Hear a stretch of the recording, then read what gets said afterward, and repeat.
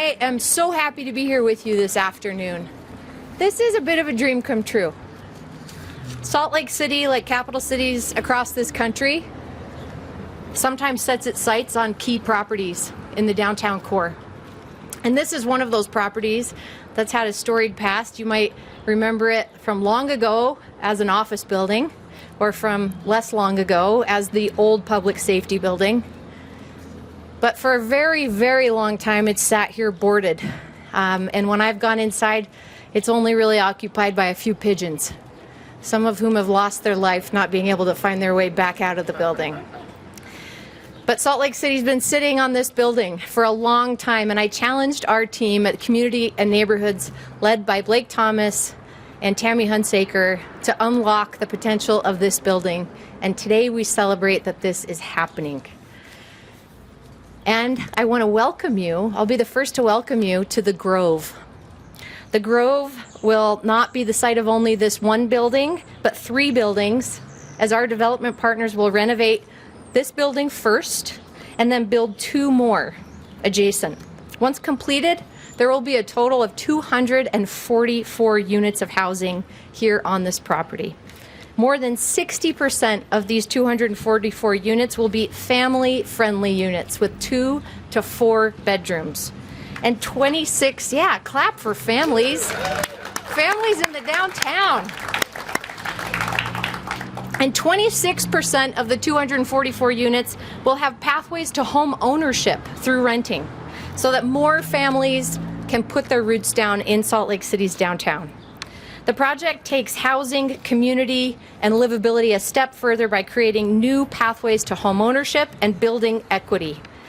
This will be a unique model, and it will be transforming lives and allowing more residents to realize even more of their opportunities. The team's priority for developing family-sized units and integrating services, amenities, and public art is so crucial to livability, not just affordability, in our city. We're also standing right next to the best and most frequent transit corridor in the state of Utah. This is an existing asset that we invest in with our partners at UTA, and it's really an unparalleled opportunity for the families who will call the Grove home. I think about the kids, there's a kid here in the audience right now, and their parents, who will literally be able to tap onto the free transit access that Salt Lake City has helped to create with our school district partners for every public school student in Salt Lake City and one of their parents. And by the way, we've proposed continued funding in our FY25 budget that the City Council is considering right now, so that our kids can get around to their schools all around the city, to internships and other opportunities with our transit. And for any of those families who may have little ones too young for school, it is both the hope and the intent of our development partners that there is a ground level daycare facility here on the property. And that would be available obviously to the families who call this place home and to other residents or families that commute into the downtown core. This is the kind of strategy that helps us to build families into Salt Lake City's downtown yet again. It's not just the size of the units, it's the accessibility, it's transit access, it's a place to play, it's a way to have affordable help with childcare when you go to work or when your kids are off of school. This is an incredible opportunity for Salt Lake City, and it wouldn't be possible without all of the many partners that we have who are committed to executing on this great vision. And I'm here to welcome next our Councilmember Lopez Chavez, followed by Councilmember Mono.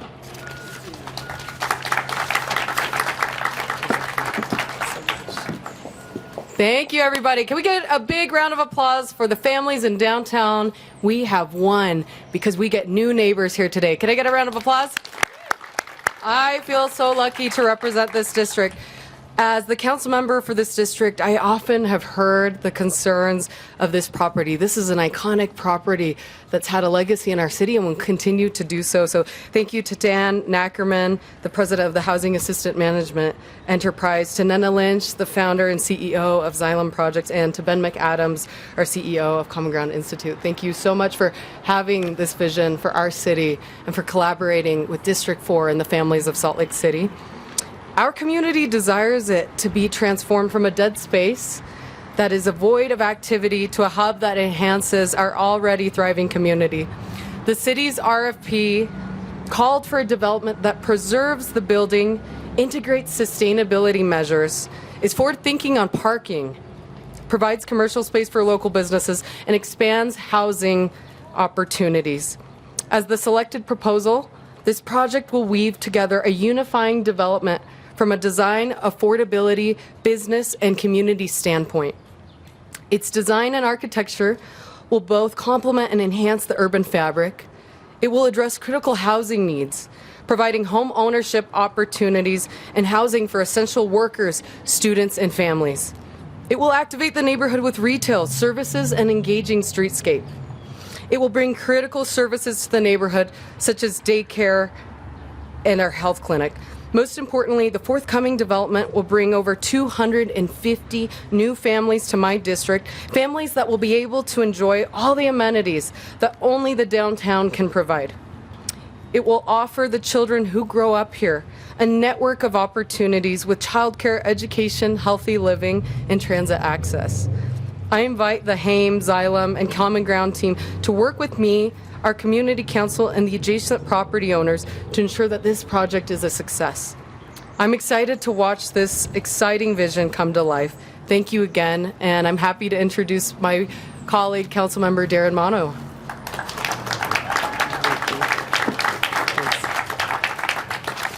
Thank you, Mayor. Thank you, Councilmember Lopez Chavez. It's truly an exciting day to be here. When I first toured this building, I was actually really impressed with how amenable it seemed to be to housing. A lot of times we talk about office to housing renovations as this golden ticket for the way that we need to solve our housing crisis. And not every office building works, but when I first toured this, I saw it. It made sense to me. I'm an architect by trade, and this building is not only a perfect office to housing renovation example, but it's one of the only examples of international style architecture we have in our entire city. So for it to be preserved and repurposed like this, I'm very, very excited. It's also an exciting moment because I just had a double check with Tammy Hunsaker whether I was about to break the law or not, and she said no, and I trust anything Tammy says. So I had the opportunity to serve on the selection committee for this project and see it all the way through the whole process from a selection of 11 different respondents to the RFSQ, through a select few of developers that were chosen to submit a full proposal, and then seeing what HAME and Xylem and Common Ground Institute put together for their proposal far surpassed my expectations and made me very comfortable with this development team moving forward. Innovative things with family-sized housing, as well as with pathways to homeownership. But okay, I'm an architect, so I'm going to nerd out. Count how many levels are on there. You see 3 on the ground floor, and then I'm counting 6 on the upper level. That's important because once you get past 5, it's a different building type, and so we're going to see this as a different structure than most of almost every other housing project we see downtown. So for them to invest in a higher quality building for the residents of this, that matters to me, and I was excited to see that. So just that 6th level means you're in a whole different class of building, and I was very excited to see that they're committing to this neighborhood that way. The team was a multifaceted team, from city residents to internal city people, and we took a holistic approach at looking at all the applicants and choosing ultimately HAME and Xylem. So I want to say thank you for your commitment to this project, for seeing the potential that we've known has been here. Thank you to the mayor for prioritizing this in your administration. There's been, I don't know how many administrations have gone through since this has really needed to be done, but I'm glad we're here at this moment right now. So I'm excited. Let's do one more round of applause to celebrate this milestone. And then I'll invite Dan Nackerman, the president of HAME, up.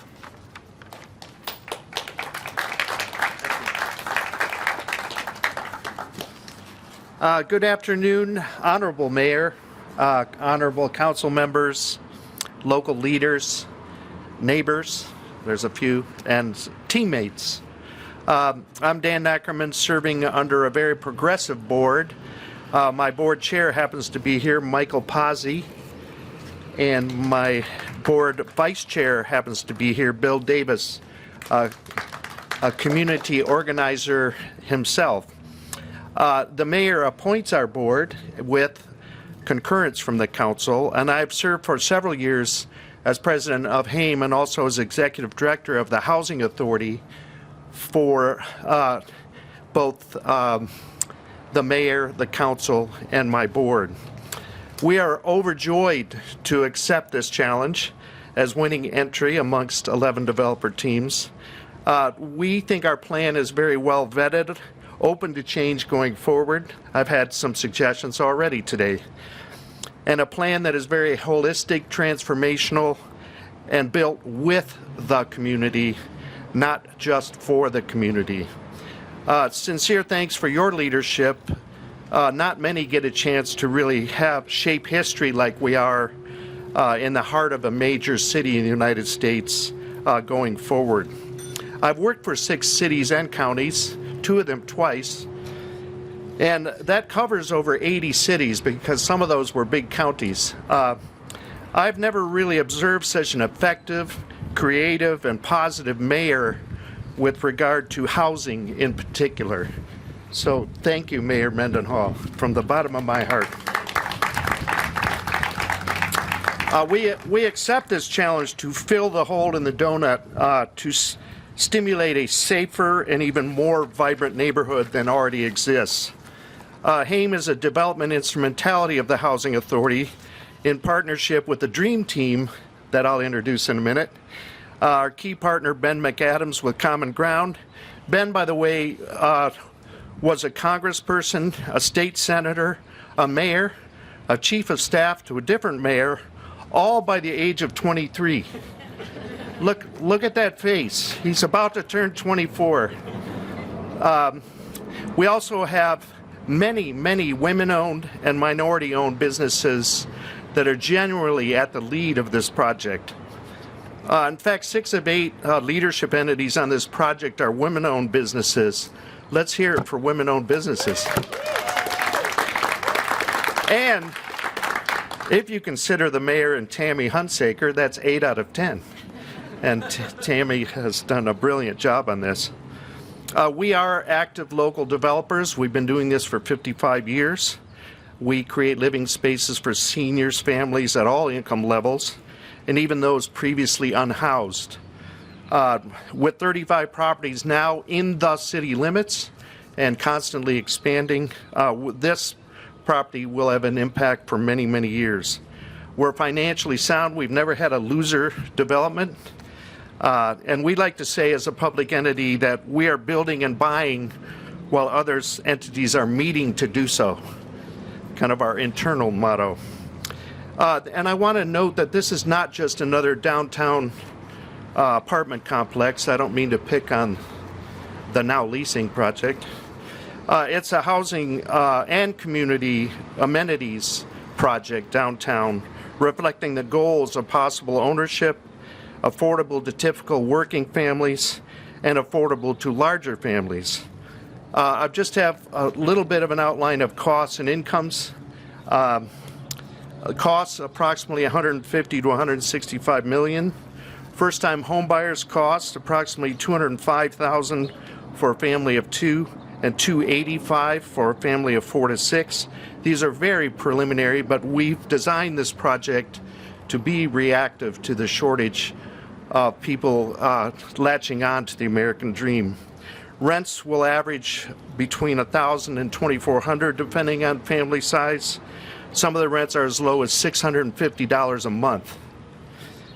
Targeted household incomes approximately $40,000 to $81,000, as low as $25,000 to live here with a household income, and as high as $153,000 for an 8-person household.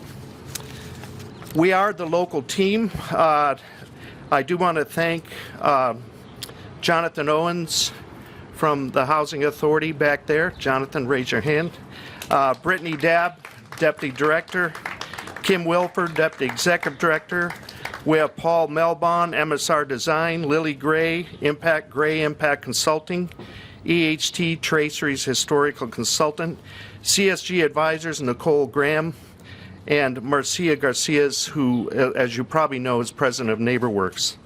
Again, launching this project, our primary partner is Xylem Projects of New York, owned by Nena Lynch, a prominent community builder all over the United States. Black-owned, women-owned, with many public-private partnerships, including community buildings, neighborhood transformation, housing, and historic renovations. I'd like to introduce Nena with a few of her attributes. I would have taken all 3 minutes if I listed them all. Nena is very humble, but she was a Rhodes Scholar at Oxford. She's a 5-time NCAA champion at Villanova. She's a 2021 Bass Distinguished Visiting Fellow at the Yale School of Architecture. And now she's our partner for many years, several years coming, Nena Lynch.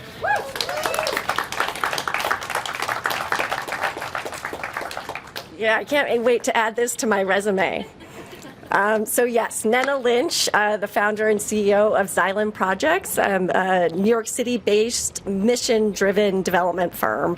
And I have to say, I'm super impressed that everybody who's spoken today has gotten my name right and my company's name. I mean, let's be honest, they're unusual names. Nena, it's Nigerian, by the way, and yes, it is spelled with 4 N's.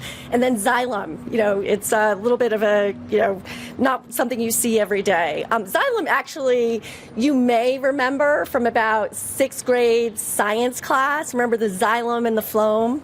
Ringing a bell? Yes, okay. So the xylem is the vascular system in plants. It's what transports food and water and allows plants to grow and blossom. And that's why I chose it for the name of my company, because my mission is to create thriving communities through the catalytic development that I create. And this is the sort of project, actually, that really inspired my career. We have a vacant building. We have empty lots. Where others see blight, I see possibilities. And I'm thrilled, absolutely thrilled, to partner with the city, with Dan, his team, John, and Brittany, as well as Ben, to bring this to life. I could not ask for more dedicated and passionate partners. So we look forward to partnering with Mayor Mendenhall and her team, council members Lopez, Chavez, and Mano, and importantly, the community, to transform this vacant building and empty lots into a model of urban revitalization. And just as important as maximizing the number of units and figuring out the right commercial tenants, we are laser focused on thoughtful planning, design, quality of life, and ambitious sustainability goals. So the Grove will be a new anchor of dynamism and improved quality of life for families in the downtown. And I'm so excited to get to work. With that, I'll pass it over to Ben.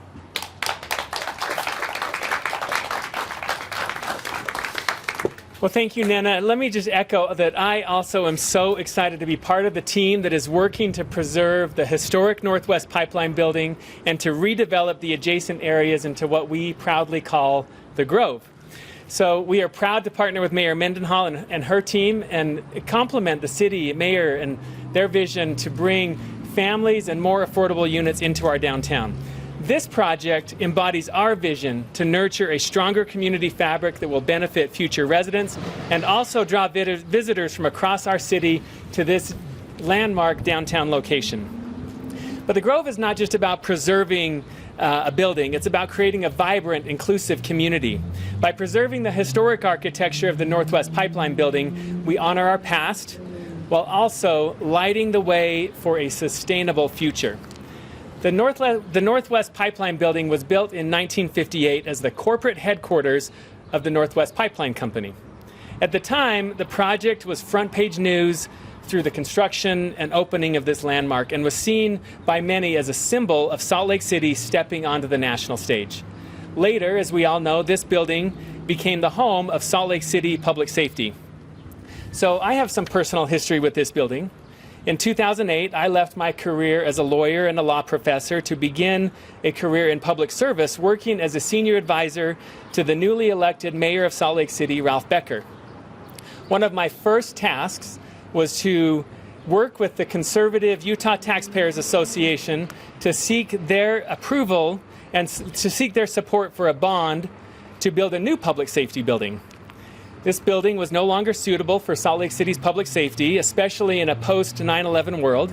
So in 2008, I walked through this building with the executive director of the Utah Taxpayers Association, Howard Stevenson, to highlight how this building was no longer suitable for its function. We earned his support, and later we earned the support of the voters of Salt Lake City to build a new public safety headquarters a few blocks south. I was later elected, as you all know, to the United States Congress, to the Utah State Senate, and as mayor of Salt Lake County. And now things have come full circle. I'm beyond excited to be part of a project to preserve this unique part of our history as we also look towards the future. As we contemplated what we were going to call our project, we looked at our neighbor, the Magnolia, and decided we want a project that brings together the surrounding community, not walls it off. We believe a healthy community is home to the full spectrum of economic circumstances, including Magnolia's residents of permanent supportive housing, but also homes that are within reach of our city's hardworking families and even market rate units. We proposed keeping the historic name of the Northwest Pipeline building here and adding to it 2 new buildings named like the Magnolia for flowering trees, the hawthorn and the lupine, and calling our vision for a growing community the Grove.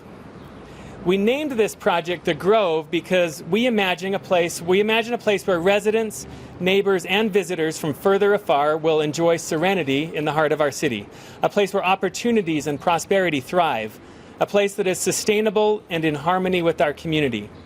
I imagine this location once the headquarters of Salt Lake City's police, fire, and 911, becoming the literal home of Salt Lake City firefighters, police officers, public employees, teachers, students, and their families. But more than just buildings and infrastructure, the Grove is about people. It's about creating spaces where families can thrive, where children can play and learn, and where community members can come together. From the public art installations to green spaces to the sustainable design and pedestrian pathways, every element of the Grove is designed to foster a sense of belonging and community. So again, I want to express my gratitude to everyone involved in bringing this vision to life. Together, we are creating a more inclusive future for Salt Lake City. Thank you.